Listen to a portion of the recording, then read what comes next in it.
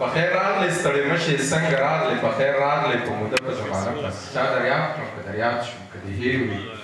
ستا خو که دې هېر وي که دې یاد وي ستا خو هېر ته خو ورک وي په دنیا کې د دنیا په رنګینو کې په رنګینو ورځو شپو کې نوازګار وي څنګه وزګار وي په موده په زمانه پس د دنیا په پته پوه شوې ژوند دې ولید ځان دې ولید خپل قسمت ته معلوم شو زه در یاد شوم ما د راغلی خو په داسې وخت کې راغلی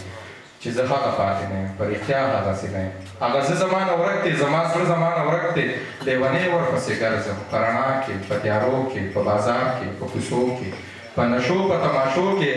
هغه زه چېرته کې ګورم هغه زړه چېرته کې ګورم سر وهلی بر وهلی لیونۍ ورپسې ګرځم که مې وموند نو واده ده هغه وخت به دې خبر کړم که دې زړه و که وزګار وې که راتلی شوې بیا به راشي چې زاړه وختونه یاد کړو خپل خواږه وختونه یاد کړو د سیف شاه صابر صاحب دغه نظم او د نورالامین صفدی صاحب تر څنګ زمونږ یو بل خوږژبی شاعر هم راغلی دی او هغه به همیشه دغه وی چې اخلاص سوچ اخلاص تر څو ګلونو کر نه وي سوچ په پسرلی په سمه غر نه وي یاره ترخطۍ کلي ته مه راځه نو دغه سړی خو په سپرلي کې کلي ته راغلی دی او د ده نه به د خپل رنګ شاعري او ذکر کوم د خپل ګران مشر د خوږژبي شاعر خالد حسرت صاحب هغوی تپاس کوم چې راشي موږ ته خپل نوي شعرونه واورئ خالد حسرت صاحب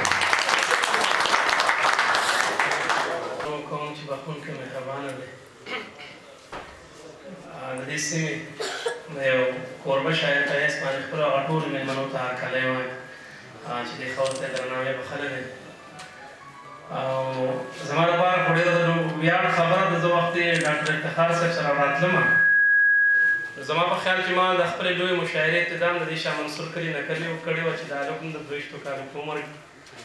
او ګل را سره وجړل زغور را سره وجړل غزل مې په لومړي په دې کلي کې ویلی او نن مې ما غزل پېژندګلو جوړه د دې کلي ما یو نوم راکړی پېژندګلو راکړی ستا ټول یو جهان مننه او د خپلو غزلو څو شعرونه به ته د ادب بدل نه ووایم وایي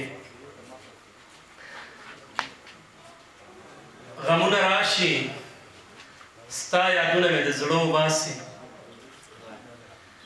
غمونه راشي ستا یادونه مې د زړه وباسي اوس پښتانه راځي د کور پښتانه وباسي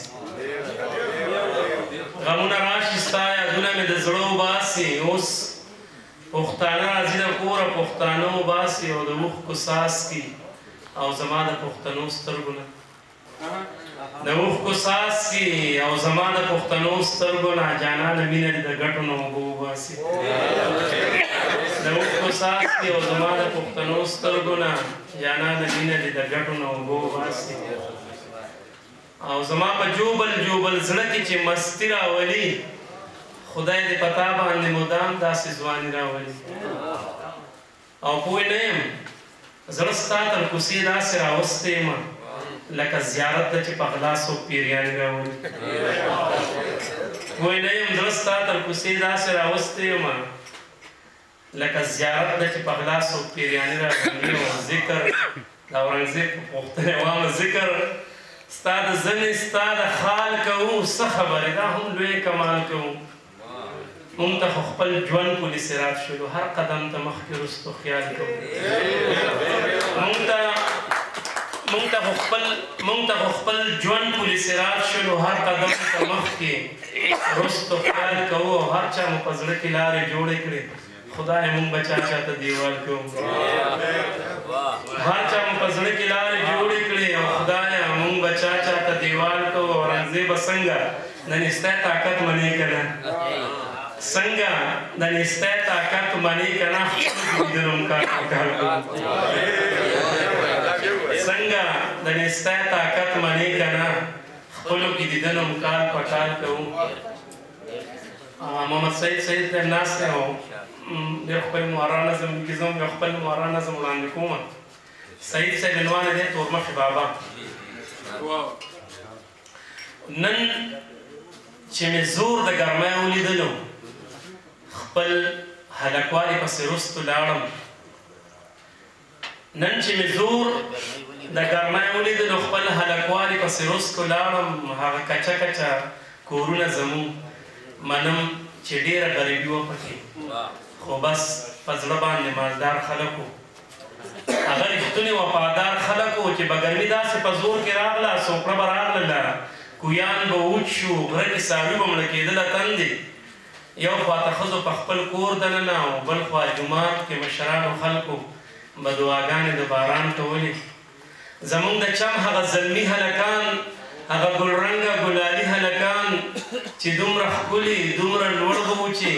مونږ به یې وړاندې ماشومان ښکارېدو زر زر به یو ځای ته راجمع شولو د یو هلک نه مې کمیس وویستو بیا به د تک تور تبخي په تور کې دغه هلک له دواړه مخه تور کړه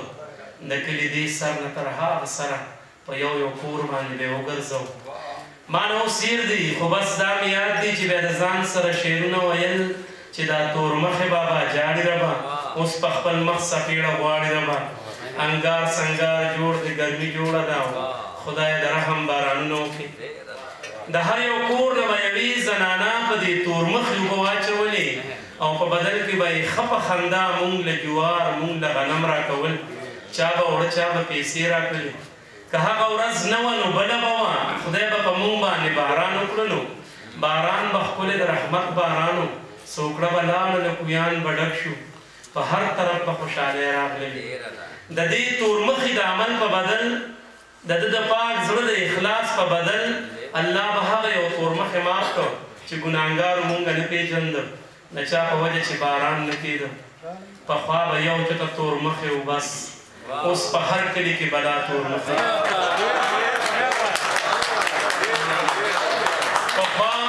پخوا به یو چته تورمخې و بس اوس په هر کلي کې بلا تورمخې مونږ ته معلوم دی مونږ یې ښه پېژنو خو بې وسي او بې حسي دومره ده مونږ یې مخونه تورولی نه شو کمیس کې پړ مخې ایستلی نه شو که دې تورمخو خلکو خپله باندې ځان نه په خپله خپل مخونه تور کړل چې مختورن یم ګناهګار یم ربه زه د دې هر څه ذمهوار یم ربه نو پاک الله دومره غني بادشاه دی هغه د هر سړي توبه قبلوي هر څه به سم شي خوشحالي به راشي زمونږ په کلي کې سپرلي به راشي خالد دلته سوکالي به راشي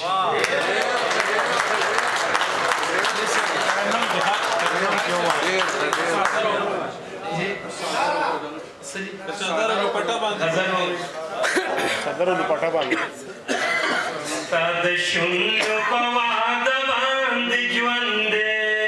یم څومره ښکلي بهانه باندې ژوندی یم ستا د شونډو په واده باندې ژوندی یم څومره ښکلي بهانه باندې ژوندی یم د دشمن په دشمنۍ باندې مړ کېږم د دشمن په دشمنۍ باندې مړ کېږم د یارانو یارانه باندې ژوندی یم څومره ښکلي بهانه باندې ژوندی یم ما رواج د مغرب نشي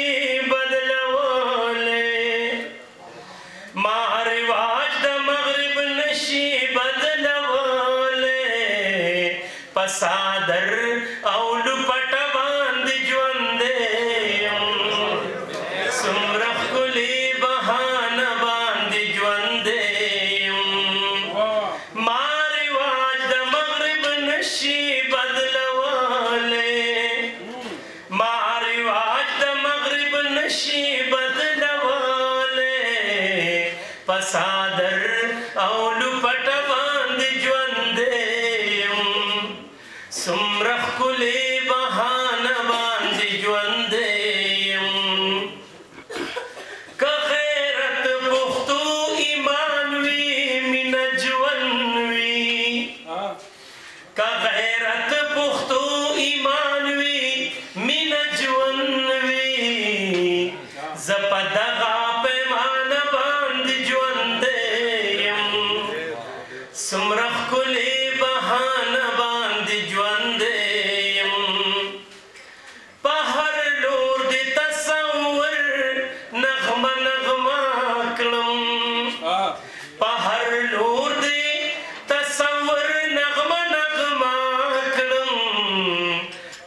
مزل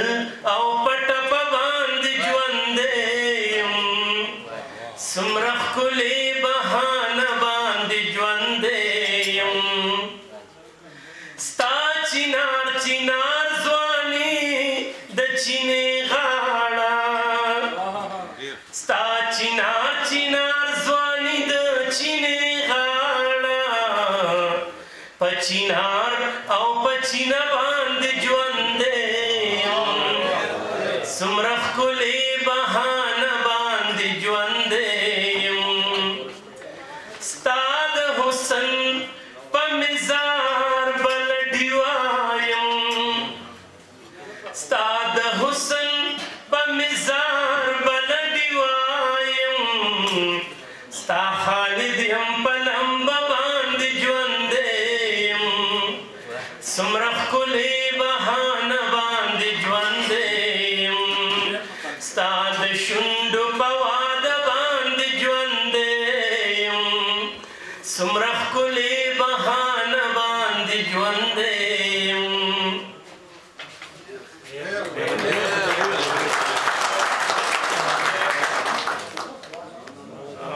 مشران ناست دي په خپله خوښه درته یو د لنډ بحر یو کلام وایم نورالامین صاحب او په دې کې ما د یو ښکلی ټکی راوستی دی دا ښکلی ټکی زمونږ هغه یا زمونږ هغه ننګ زمونږ روایتي رواجونه هغه هغې نه مقصد دی وړاندې به پوه شي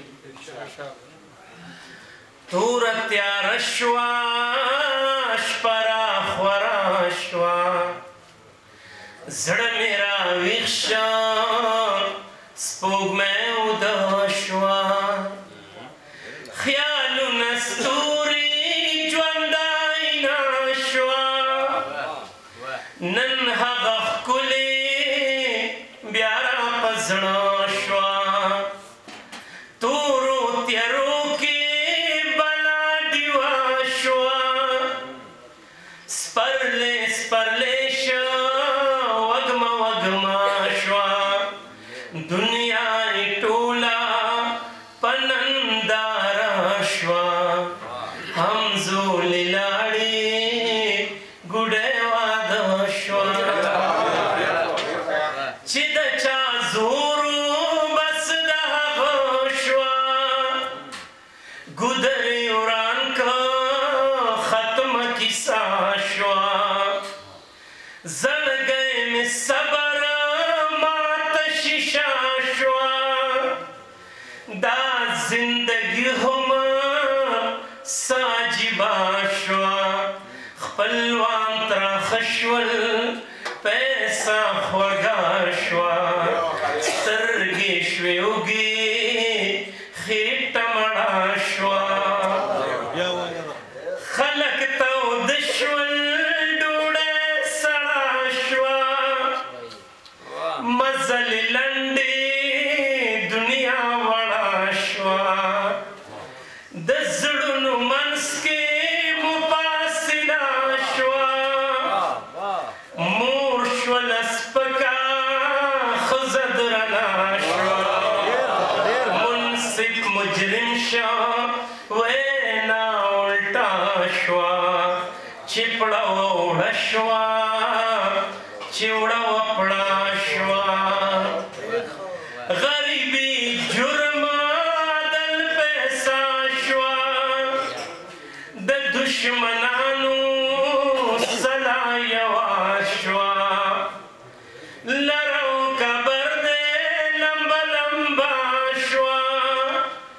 پښتونخوا ټوله په وینو سره شوه د جنګ میدان مې هره کوڅه شوه پټکي راکوز شول ښکته شمله شوه سرونه ټیټ شول خوره جرګه شوه لوزونه مات شول ژبه لمده شوه صادر الزام شه ورلپټه شوه لوزونه مات شول ژبه لمده شوه صادر الزام شه ورلپټه شوه حجره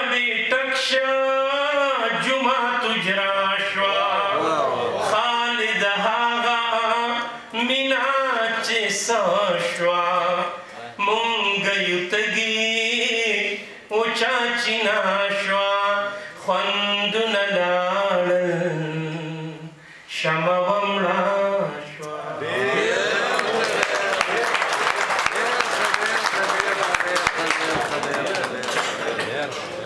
ساقي سل بندوي د میکدې ور لا خو خدای بند کړی نه دی د توبې ور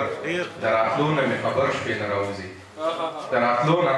مې خبر شوې نه راوځي که په تېر کې مې نیولې دی پردې ور د راتلو نه مې خبر شوې نه راوځي که په تېر کې مې نیولې دی پردې ور بدلېدونکې د دنیا زاهده ټوله کلک کړه ځان پسې راپورې د کوټې ور او په کوڅه کې دې دربان ته څه حاجت و په کوڅه کې دې دربان د څه حاجت و زه دې هسې هم ساتمه د کوڅې ور د اسراف په زړه کې راشي جوړ ته راغلي چې هوا چرته رالرې کړي د شپې ور د ډاکټر اسرار صاحب په دغې غزل باندې د سوات د سیمې نه یو استاد سړی تکړه سړی ډاکټر همدرد یوسفزی صاحب زموږ سره دلته ناستې کړي هغوی ته خواست کومه چې راشي موږ ته خپل خوندور شعرونه ووایي ډاکټر همدرد یوسفزی صاحب بسم الله الرحمن الرحیم ټولو قربانو ډېره مننه کوم او ډېر زیات خوشحاله شوم ډېره موده پس مې داسې درنه او خوږه حجره ولیده ټول عمر مو په ښارونو کې تېر شو او حجرو پسې ړانده شو د نظر له ډېره زیاته مننه کوم چې زه یې راوغوښتم زه خو د سوات یم د شنبې یم خو اوسېږم ابتاباد کې نوکري مزدوري هلته کوم نو ټول عمر مو په ښارونو کې تېر شو اول کالجونه وو بیا ښارونه وو یو دوه درې خبرې به وکړم دا بیا به کلام هم ووایم ما زه اصل کې د نفسیات ډاکټر یم د پښتانه ژبه د لیونو ډاکټر وایي نو انساني جوړښت چې کله کېږي د هغه نوراني صاحب ناست دی لاشعوري طور باندې چې ماشوم زیږون کېږي په هغه وخت کې د ماشومانو چې پرسنالټي ډیولپمنټ کې شخصیت جوړښت کېږي دغه شخصیت جوړښت چې دی هغه په مختلفو تهذیبونو او کلتوري او مذهبونو کې وي موږ په شلمه پیړۍ نه چې 20مې پیړۍ ته داخل شو نو حجره چې وه حجره زموږ سره په تېرو پیړیو کې حجره نه وه دا زموږ پوهنتون و یونیورسټي وه او په دې کې به موږ ځان سره چې دی مشران کشران په شعوري توګه باندې چې دی هغه کېنول هغې به د هغې هغه جرګې مرکې او دا هر څه اورېدل او د هغې نه به یې زده کړه کوله همدغه وجه وه چې که تعلیم چا کړی هم نه و په هغه وخت کې هغه مشران څه شته دی او څه چې دی په آخري پوړو باندې دي نورو هغه نسل چې دی هغه جنریشن چې دی په ختمېدو دی خو هغه مشرانو ته به چې دی بلا شي ټپې ورتلې هغه مشرانو ته به بلا شي متلونه ورتلل داسې به ښکارېده چې دا واقع ده چې د یو پوهنتون نه د یو یونیورسټۍ نه چې دی فارغ دی خو د بله مرغه زموږ هغه حجره چې دی هغه حجره پاتې نه شوه حسرت صاحب په هغې باندې د اخر ډېر ښایسته کلام وویل نو دغه شخصي جوړښت چې هغه به د حجرې نه کېده نو زه ډېر زیات خوشحاله شوم ما زه چې رالم د ناست وم حجره وه هلته کې جمع کېده ورسره چې د جومات هم او هغه ډېر تاریخي روایتونه مو ولیدل کله چې حجرې چې تقریبا چې دي هغه په ختمېدو باندې دي خو صوابۍ چې دا د بابا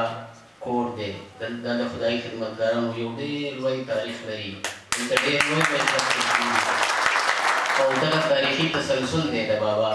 زه دا په دعوې سره وایم چې زموږ د پښتونخوا څومره علاقې چې دي هلته کې د فرهنګي سامراج د هغه تهذیبي وار چې کله چې فرهنګي انګریز دلته کې راغی نو د هغې اټیک چې و هغه وار چې و هغه په ټوپک باندې نه و هغه نفسیاتي و دا خلک یې 3-4 کسان راغلي او په کروڑونو خلک یې غلامان کړل د هغې د ټولو نه غټه دغه چې وه چې پښتنو ته چې دی هغه خپل هغه هنر او هغه سکل چې دی هغه سپک کړو هغه سکل او هنر چې دی هغه سپک شو د هغه سکل او د هنر د سپکولو کاونټر چې دی هېچا هم نه شو کولی لکه موږ که اوس هم نن ګورو فیصل آباد مانچسټر پاکستان وایي د دنیا د ټولو نه ښایسته کپړه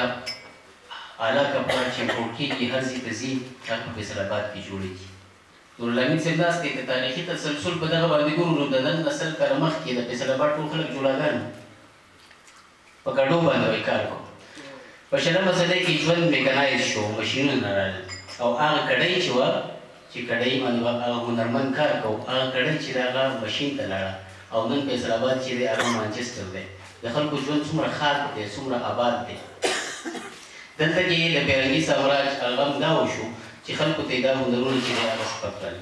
بابا په شعوري توګه باندې چې دا کوشش کړی بابا نه مطلب باچا خان بابا یادوم او هسې په بره بره تلې نظر دې اور واغستو، هسې په بره بره تلې نظر دې اور واغستو او نادان زړګیا خپل وزر دې اډو خیال کې نه او نظر لاله دا شعر په فلسطین او په کشمیر باندې دې سر ورکوو، په فلسطین او په کشمیر باندې دې سر ورکوو او کابل دې هیرو پېښور دې اډو خیال کې نه فلسطین او په کشمیر باندې دې سر ورکوو کابل دې هیرو پېښور دې اډو خیال کې نه او پرنګ که تور وي خیر خو ستا پرنګ که تور وي خیر خو ستا خو زړه او ذهن تورو پرنګ که تور وي خیر دی پرنګ که تور وي خیر خو ستا خو زړه او ذهن تورو او بولان دې اوسو او خیبر دې اډو خیال کې نه او نظر لاله هغه معروف هغه زلمی هغو چې غاړه ورکړه هغه معروف هغه زلمی هغوی چې غاړه ورکړه هغه ښکلا هغه منظر د اډو خیال کې نه و. نورالامین صاحب لاړې د خدای کاله ته ښه دې وکړل ښه دې وکړل لاړې د خدای کاله ته ښه دې وکړل ښه دې وکړل شیخه د کلي یو نهر دې اډو خیال کې نه و لاړې د خدای کاله ته ښه دې وکړل ښه دې وکړل او شیخه د کلي یو نهر دې اډو خیال کې نه و او زما وطن زما افغان چې لمبو کې وسو زما وطن زما افغان چې لمبو کې وسو هغه جومات هغه منبر د اډو خیال کې نه و او همدرد لاړې د ښار دوړو کې دې کډه وکړه همدرد لاړې د ښار دوړو کې دې کډه وکړه رباب منګې شور د ګودر د اډو خیال کې نه و او ورپورې باندې نظم به درته ووایم بیخي د ځوانانو دپاره ګړهګانې مو ډېرې وکړې هغه ونه د نظم عنوان دی هغه ونه لا تر اوسه هلته شته دی هغه ونه لا تر اوسه هلته شته دی هغه ونه اوس هم دواړه یادوي مو هغه ونه د چنار وطا ته یاد دي هغه ونه چې سوری داسې خوب و سبا اختر دی چا سپوږمۍ د بام په سورلي ده کېدی شي نن د خان نوکر کلي ته پېښه وکړي او د مال دولت نهر ښارونو کې مېشته پکار دی د مال دولت نهر ښارونو کې مېشته پکار دی چې د ښایست هر یو نهر کلي ته پېښه وکړي تمامه ورځ د ښایستونو تذکرې به کوي پاګل منصور په مازدیګر کلي ته پېښه وکړي. ډېره مننه د ډاکټر صاحب د سراج الدین سراج صاحب هغه نظم درته ویم او د دغې نه پس په سعید صاحب لزو سراج الدین سراج صاحب وایي چې ټوله شپه مې ستا په یاد کې شوګیره کړه ټوله شپه مې ستا په یاد کې شوګیره کړه تر سحر وده نه شوم سحر ته مخې راغلې او تپوس ترې رانه وکړو ستا دا سترګې ولې سرې دي ما ویل خوب دي ته خاموش شوې پوهه نه شوې او په خپله مخه لاړې زه د ځان سره ګویا شوم زه به بیا بېګاله ویښ یم ته به ښه خوبونه وکړې زه د ځان سره ګویا شوم زه به بیا بېګاله ویښ یم ته به ښه خوبونه وکړې او چې سهار ته مخې له راشې نو هم دا به راته وایې ولې سترګې دې ښې نه شوې د دې سترګو غم دې وکړه چېرته ښه ډاکټر له لاړ شه چېرته ښه ډاکټر له لاړ شه. ډېره مننه دغه سراج الدین نظم او د کور او ګوره یې بغیر بل څه لیدلي نه دي زمونږ د کلي جونو داسې پیغلتوب کړی دی د کور او ګوره یې بغیر بل څه لیدلي نه دي زمونږ د کلي جونو داسې پیغلتوب کړی دی او د ښار مینو شکر وباسئ په هر څه شته دی مونږ خو د لوږو تندو غېږ کې مینتوب کړی دی دې پسې مزه یې که د مخ کاسه مې ډکه ښکاري ملګرو دا مې د احساس زخم پړسوب کړی دی دغه د سید صاحب شعرونه وه یو شعر یې هم را یادېږي چې ګریوان مې پرېږده ته خبره واوره ای زوروره ستا د زور څوک دي د شعرونو باندې محمد سعید صاحب ته بلنه ورکوم چې راشي او موږ ته خپل خوندور شعرونه واوري محمد سعید صاحب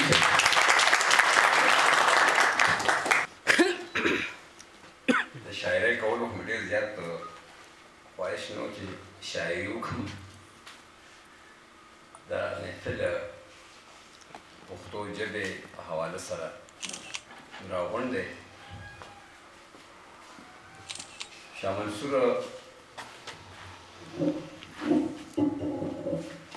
د ډېرو سترګورو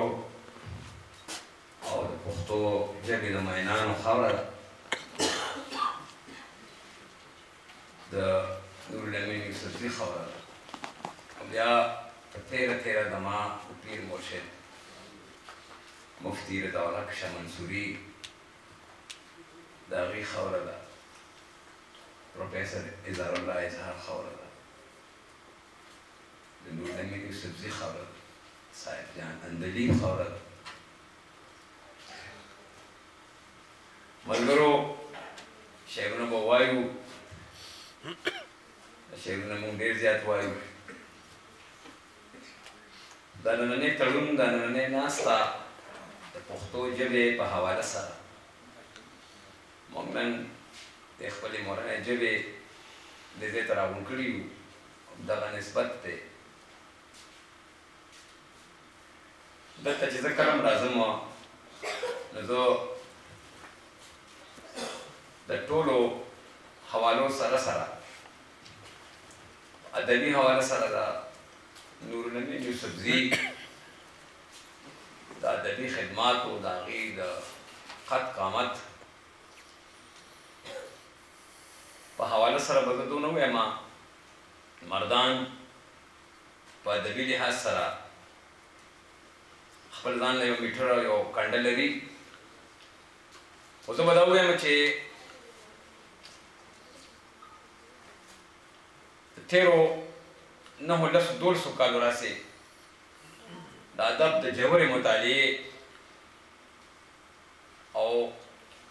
د یو تفصیلي نچوړ نه پس چې ما د نورالامین یوسفزي افسانې څومره لوستې دي او د نورالامین په فکر باندې ما سوره پورې خپل فکر ځغلولی دی نورالامین د پاکستان نه د بر صغیر په هغه څو ګنې چونې افسانه‌نګارو کې راځي چا سوچ فکر چې د ذات پات رنګ نسل د دې نه بالاتر په انساني سماج باندې د انساني سماج په امپروومنټ باندې ډیولپمنټ باندې د پریوتې طبقې په حالت باندې او د هغې په انتظام باندې انسان په مستقبل باندې یو غیر جانبدار داسې انسان یقینا چې د ثوابۍ نه زموږ د غونډې اشیا فخر دی او زه به دا ووایم چې د طاهر یوسفزي نه پس که چېرې زما تنده ماتېږي او زه په غور باندې چا کلام ګورم د چا تحریر ګورم یقینا هغه د شاه منصور د دې پښتنې خاورې دا د دې خپلې ژبې دا حلالي بچې نورالامین یوسفزی دی د باچا خان مرید یم که نه ځکه دا د باچا خان دا موږ هغه نه زده کړي دي چې د خپلې کیسې مشال به څنګه بلوو باچا خاني په کار ده که نه د شاه منصور دې خاورې ته خراج تحسین پیش کوم چې هغه د نورالامین یوسفزي غوندې داسې پښتانه او ننګیالي بچي مرغۍ پیدا کړي یو نظم درته د امن په حواله سره وایم د نورالامین یوسفزي صاحب یو څو شعره مې واورېدله زه یو څو شعره وایم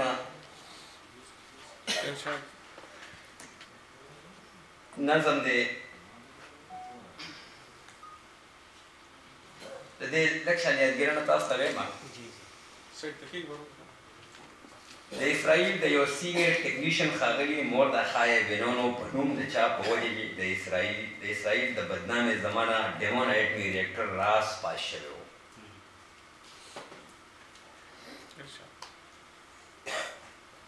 دا د بهار د رنګینو او خوشبویو موسم و.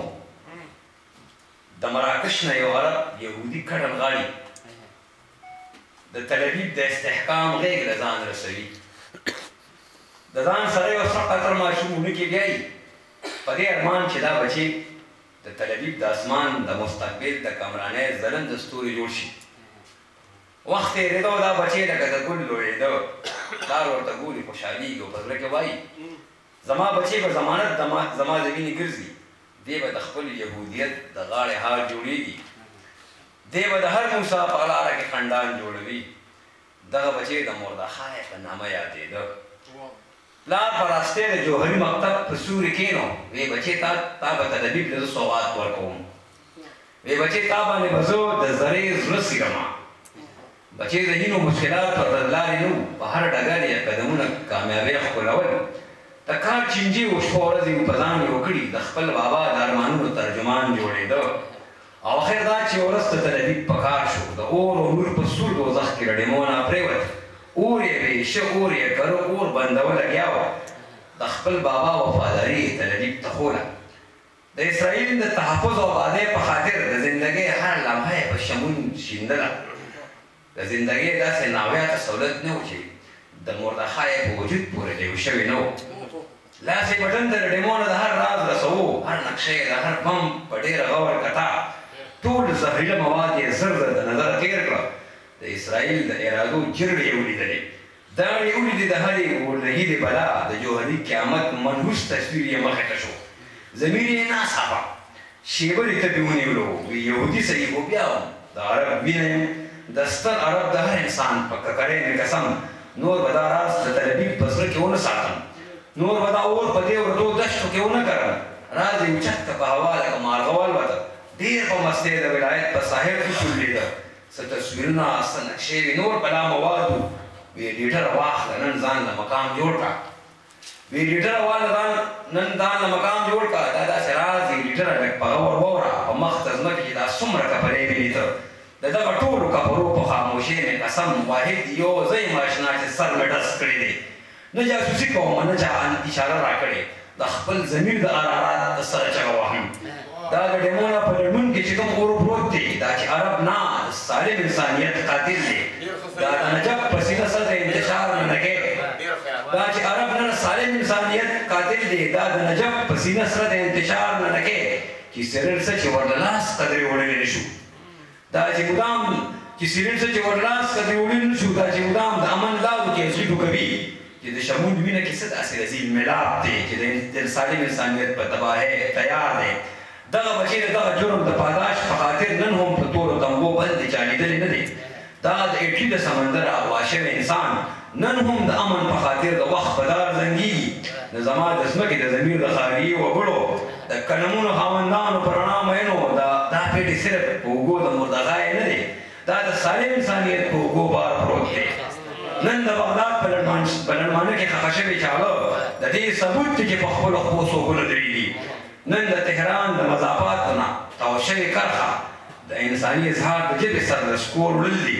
نن د کابل په ګلدرو د اور باران ورول دنیا ته ښول دي چې آداب د غلامۍ څنګه وي. نن د کهوټ او بچاني خلاف جوړ شوې سازش داسې به ډېر ډاکټران وتړي د خپلو لاسونه. داسې به ډېر ډاکټران وتړي د خپلو لاسونه. په یو دېرشم کې د سپین کور خلکو دا زهر توی کړه. د خدای په ذات مې د قسم وي که چا چون کړي وي. دوه پنځوسم کې د ماسکو بچو میدان ته ټوپ کړ. باڼه دا وه چې د امن تقدس په ځای شو. ای د دنیا د امن لوی دا وګیرو خلکو د سړیتوب نه چېرته ډېر وریشته بل مخلوقه که ایټم بم چېرې د امن علامت نه ګڼې بیا د وینو نه مردخای سوال جواب غوښتی دی. که جوهري قیامت سازي د زندګۍ قتل دی نه بیا خو ډیمونه کې محشر نه محشرونه پټ دي. د دې سدی د حق د انسان د امن په درشل ولاړ دی. د دې سدی انسان د امن په درشل ولاړ دی. د دې څلور پنځه اربۍ آبادۍ په خاطر د ځمکې دا کوټه د امن بهارونه غواړي. که داسې نه وي نو بیا دا د زندګۍ اواز دی. که داسې نه وي نو بیا دا نو بیا دا د زندګۍ اواز دی چې انسانان د انتشار بلا له سر چکوي. تاسو ډېره زیاته مهرباني